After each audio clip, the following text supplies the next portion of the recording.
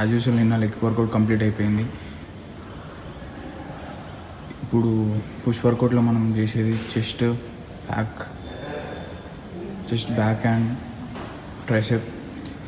చెస్ట్లో 3 variations, షోల్డర్స్లో 2 variations, ట్రైసెప్లో 2 variations. బస్ అంతే.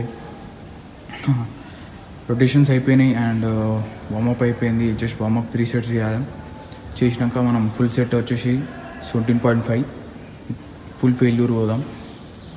అండ్ అంతే, లేట్ చేయకుండా స్టార్ట్ చేద్దాం.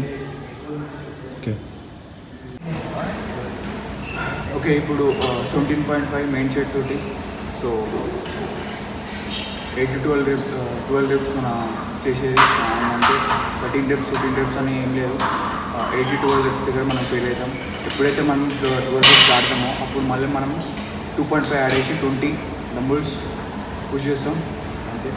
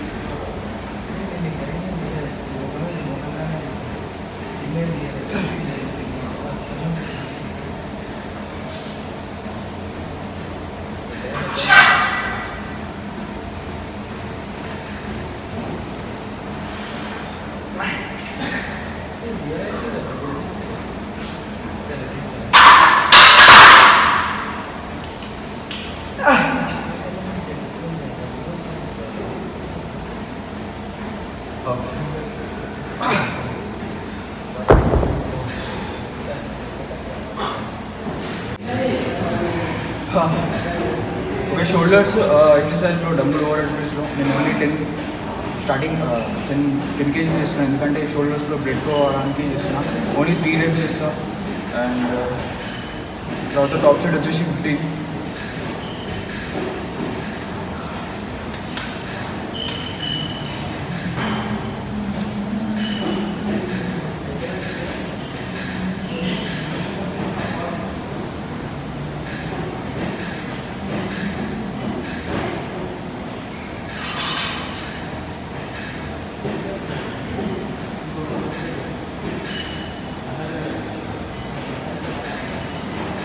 జస్ట్ 3 to 4 reps అంతే, దానికంటే ఎక్కువ ఏం చేయదు. సో డైరెక్ట్ 15 kgs వెళ్దాం.